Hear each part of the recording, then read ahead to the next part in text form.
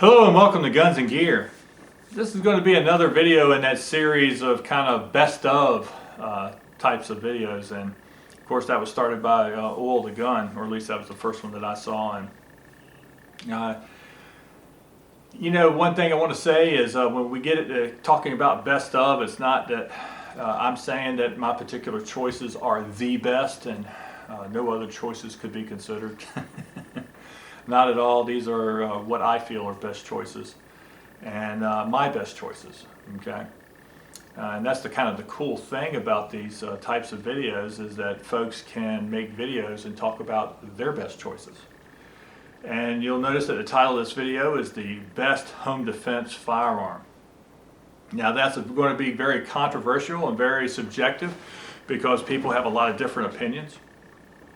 And that's okay. These I'm just reflecting my choices.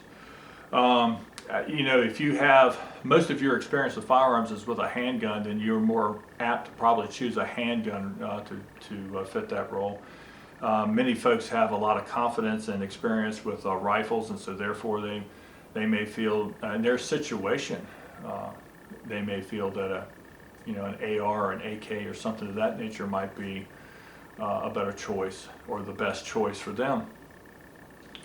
In my videos or in the comments for my videos, I've often stated that I think that 12 gauge shotgun is the absolute king of home defense, and that's because of its versatility and the availability of different types of ammunition, bird shot, buckshot, slugs, things of that nature that you can use with the shotgun. And because of its devastating fight-stopping ability in home defense ranges. You're talking about using a long arm inside of a room or down a hallway, something of that nature, very close distances. It's really hard to match that kind of fight-stopping ability.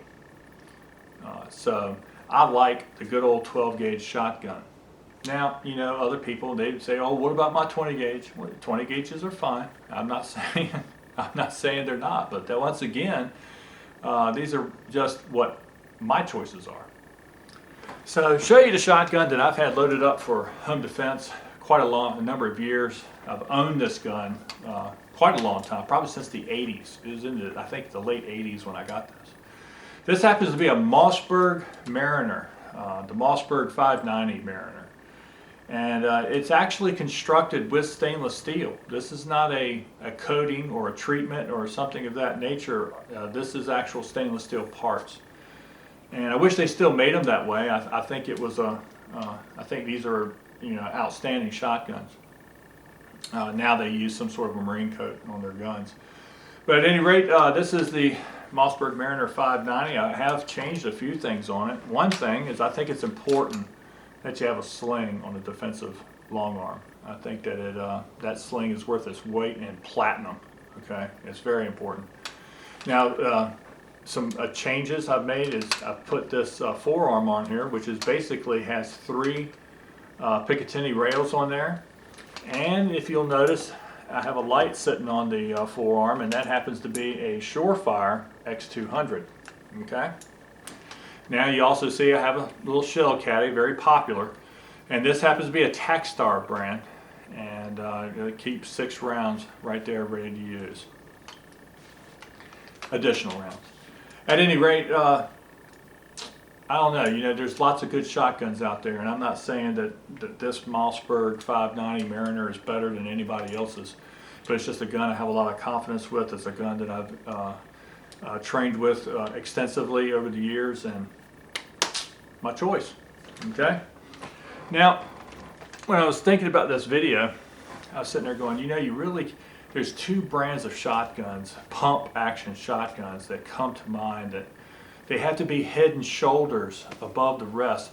Maybe not so much that they're better than other guns, but because of their long history, and they're almost synonymous with one another. When it comes to shotguns that are used by the military or the police. So I have to show a Remington 870, and this is one that is set up for that defensive type of role. Okay, this happens to be the Remington 870 Police Magnum.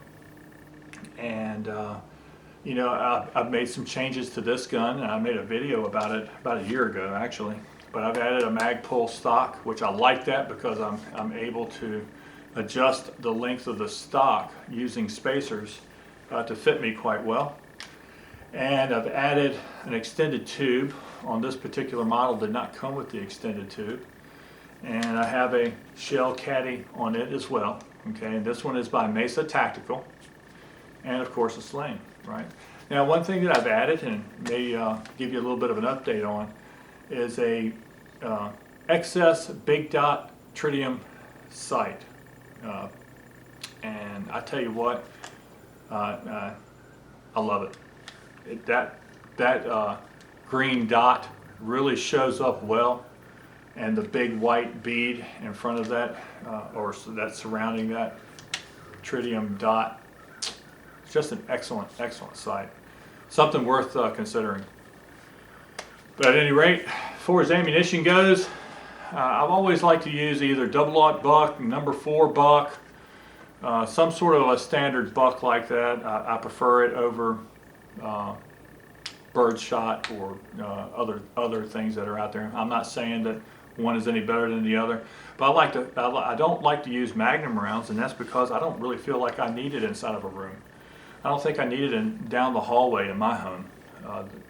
You know, a standard double-aught buck load will both give me some ability to break down barriers if I should need to.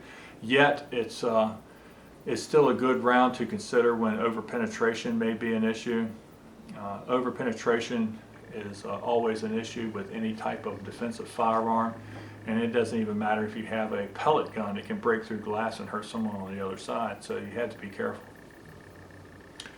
But at any rate, here's the good old 870. Now, I couldn't leave well enough alone. You know, for a long time, pump action shotguns were considered the standard for defense, for as defensive shotguns goes. And that's because that the semi-automatics, the technology just wasn't there to make them reliable enough to be considered. But that changed, and we have some semi-automatic shotguns out there that are outstanding and are set up for defensive type of roles, and they fill that role very well. One of the first brands and types that I've ever seen that was reliable enough to be considered is this shotgun right here, and this happens to be the Benelli M1 Super 90. Now, you've probably seen this same shotgun configured in a couple of different ways because I have a couple of different barrels for it. But right now it's sort of set up as a survival type of a shotgun. It has a 20-inch vent reb barrel on there, which has chokes that you can put in there, which adds to its versatility. You'll see this is a GG&G extended bolt handle right here, and of course a sling. And that's really all I've done with this shotgun, and I've had this shotgun very, very, very long time. Alright folks, well there's my video. I hope you enjoyed it. And it's kind of long for the best of videos, but good conversation to have. And always appreciate you folks watching. And remember to shoot straight on the range and in life. Thanks.